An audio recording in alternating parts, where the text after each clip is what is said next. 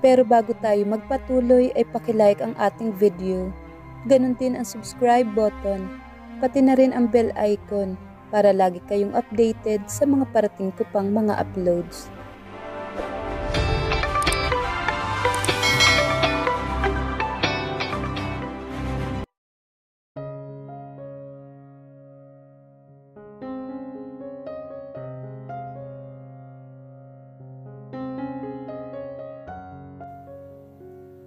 Hindi mo kailangang sumunod sa lahat ng gusto ng Papa Cassandra. Kumunot ang noo niya at napigil ang tangka niyang pagpili ng damit sa closet. Puro pawis siya kanina dahil mainit pa yung nagsimula sila maglakad sa palayan. Alin ba doon ang tinutukoy mo? Wala ako nakitang mabigat na gawain para tanggihan ko ang papa mo. Bakit pumayag kang tumulong ha sa bukid? Mas mabuti na dito ka nilang sa mansyon. Bakit ayaw mo akong tumulong? Dahil wala ka namang maitutulong. Meron. Huwag na matigas ang ulo mo. Tumingala siya sandali habang pinipigilan na umalpas ang pagtitimpi niya. Ano ba, Rafael, pwede ba? Kung ayaw mo akong turuan, mag-utos ka ng isang tauhan para magturo sa akin. Para saan? Hindi ka rin naman magtatagal dito. Napag-usapan na natin kung hanggang kailan lang ang pagpapanggap natin. Exactly. 730 days. Yun, Rafael. Sandali siyang tumigil na mapagtanto. Ninapataas siya ng boses. Mababato ako dito kung wala akong gagawin. Kung hindi tingnan ang orasan, kung kailan matatapos ang araw na itinakda mo. Tila naman nakuha nito ang punto niya. Kaya't hindi mo na ito nakapagsalita. Sinamantala naman niya iyon para sabihin lahat ng gusto niyang sabihin rito. Alam kong labag sa loob mo na nandito ako. At tulad ng sabi mo, 2 taon lang naman ang usapan natin. Pero pwede bang magturingan tayo kahit magkaibigan man lang? Ikaw na nagsabi na kailangan nating magpanggap sa ibang tao. Pero anong ginagawa mo?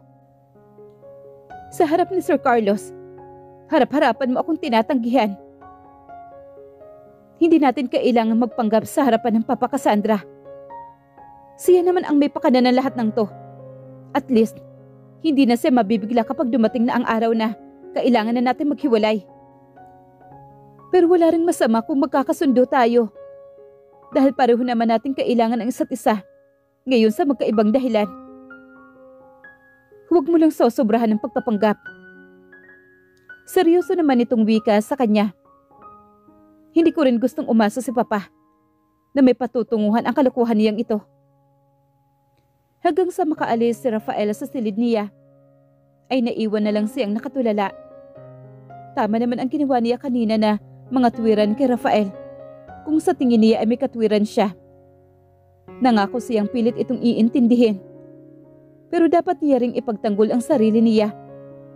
Hindi lang naman ito ang nasasaktan sa panluloko ng isang dating minamahal. Nasaktan din naman siya ni Albert sa panluloko nito. Nang ipatawag niya siya ni Carlos sa hapunan ay wala si Rafael sa komedor. Nakarinig siya ng tunog ng sasakyan. Kaya baka umalis muna ito para hindi siya makasalo sa pagkain. Kailangan niyang sanayin ang sarili na ganito ang sitwasyon niya araw-araw.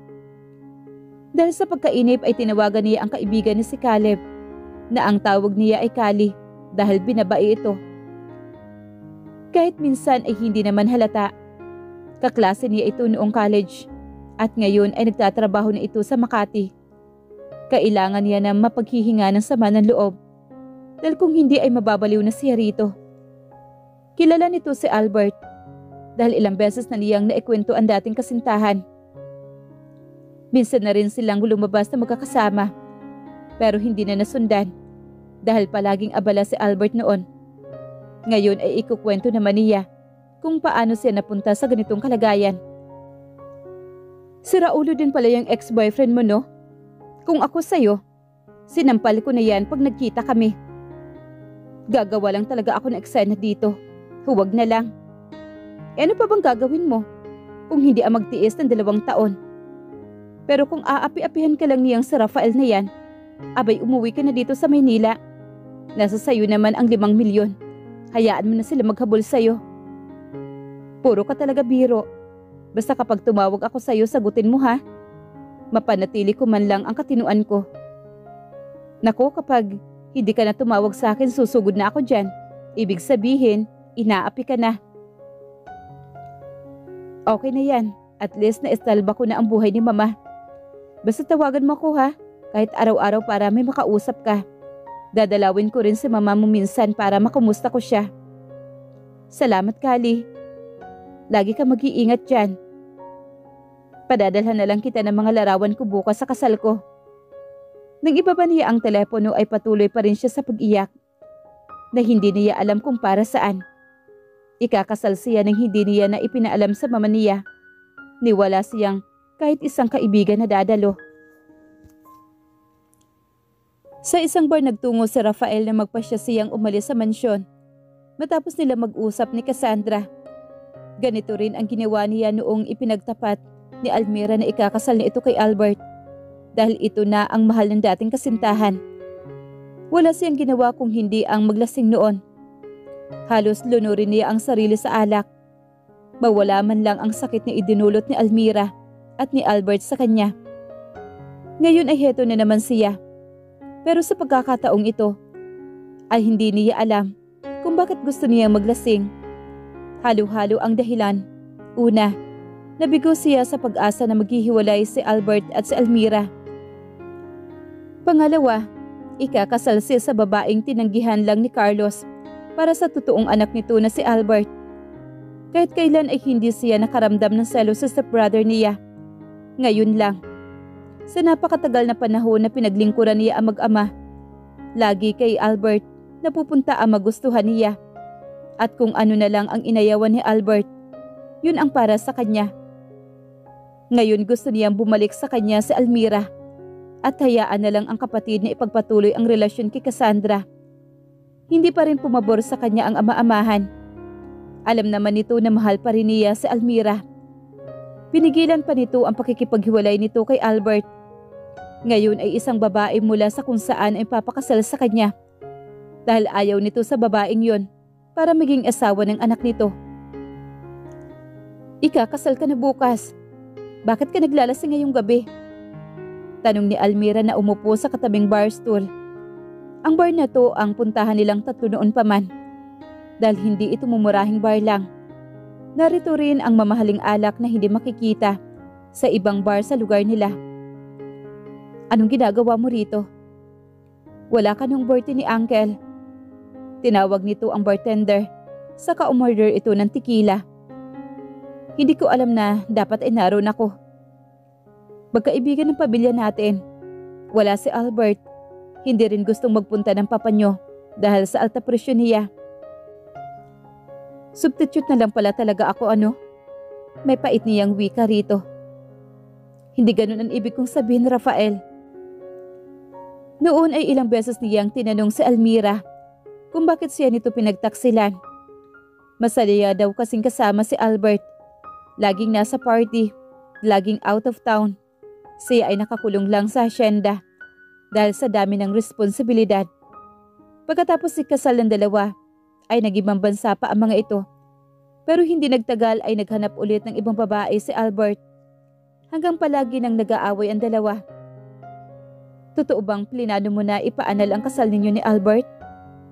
Diretsahan niyang tanong rito. Kanino mo nalaman? Ako ang una nagtanong, Almira. Sandali itong huminto nang iabot ng bartender ang inumin nito. Mula sa mga mata niya, ay nakita niyang ininom nito ang alak sa shot glass ng may pait sa mga labi nito. Ang hirap maging asawa ng isang Albert Sullivan, Rafael. Akala niyo ba hindi nakakarating sa akin kung ano ang ginagawa niya habang nasa Manila siya? Kung ganun ay bakit ka nagtitiis? Bakit ka pumapayag sa gusto ng papa na i-atras ang pag-file mo ng annulment? Humarap siya sa dating kasintahan sa pag-asang siya ang makakapagpabago ng desisyon nito ngayon. Dahil tama siya. Sagrado ang kasal at hindi yun basta-basta itinatapon. Gusto ni Papa na mag-usap kami ni Albert pagbalik niya mula sa ibang bansa. Tumayo siya para pigilan ang emosyon na umaapaw sa puso niya. Ito ang babaeng kaisa-isang minahal niya sa buong buhay niya. Gusto niya itong ilaban kahit sa huling sandali lang. Gusto niyang subukan. Baka may pag-asa pang mabawi niya ang dating sa kanya. Wala na tayo sa lumang panahon, Almira. Hindi niya naiwasang magtaas ng boses. Ang importante ay kung saan ka masaya. Masaya ka ba ngayon? Masaya ka sa klase ng relasyon mayroon kayo ni Albert? Hindi ko alam.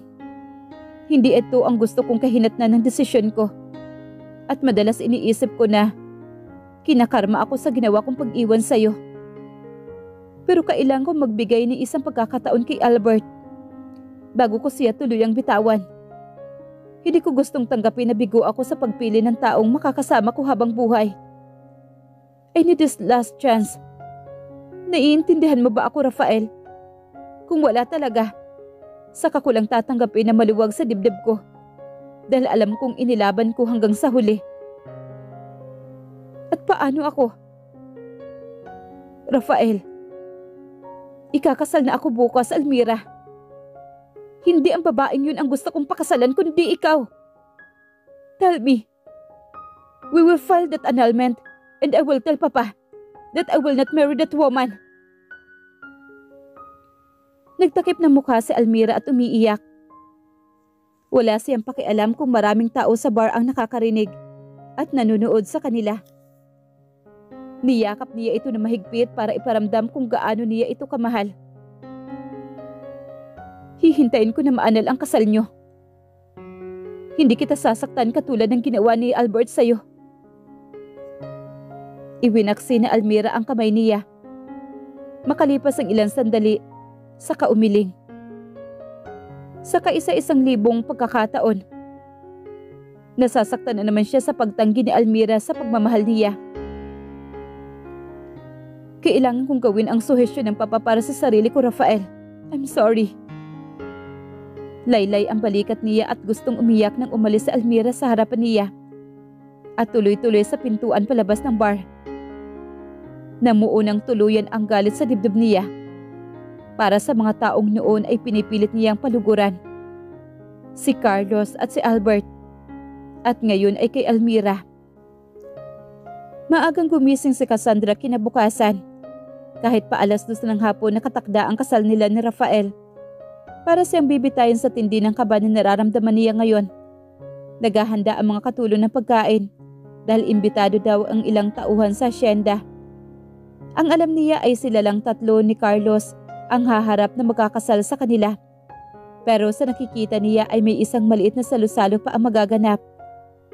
Cassandra, napalingon siya kay Carlos na malapad ang pagkakangiti sa kanya. Isang pilit ng ngiti ang pinakawala naman niya. Sumunod ka sa akin sa opisina ko. Excited na akong iabot ang regalo ko para sa inyo ni Rafael. Napilitan siyang sumunod sa matanda. Hanggang sa opisina nito. Hindi niya natanaw si Rafael sa kahit saang sulok na mansyon. Wala rin ito sa opisina ni Carlos.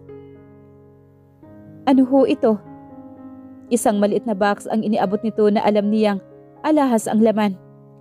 Nang buksan niya ay bumungad sa kanya ang kwintas na may iba't ibang kulay ng bato at kumikinang. Regalo ko yan sa namayapa kong asawa noong 5th year anniversary namin. Nang ipatago niya sa akin yan, biniro na niya na ireregalo niya sa mamanugangin namin, kay Rafael. Sir Carlos, sanayin mo nang tawagin akong Papa. Simula ngayon, Cassandra, magiging isang pamilya na tayo. Magiging tunay ka ng Sullivan.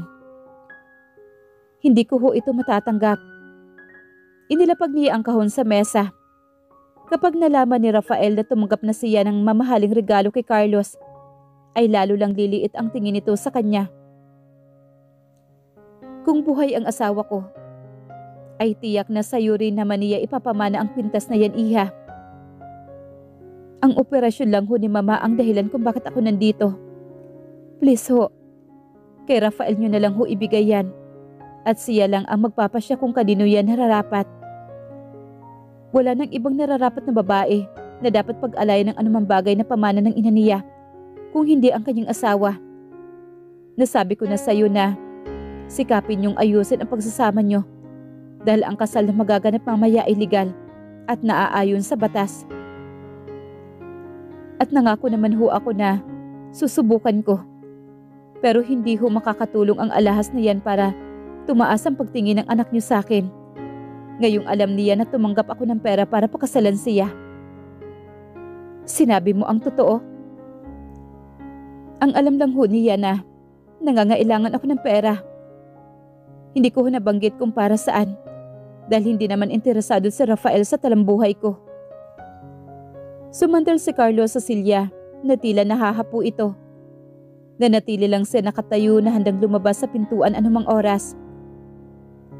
Gusto kong ipakiusap na habaan mo ang pasensya mo sa pagsasama ninyo ng panganay kong anak Cassandra.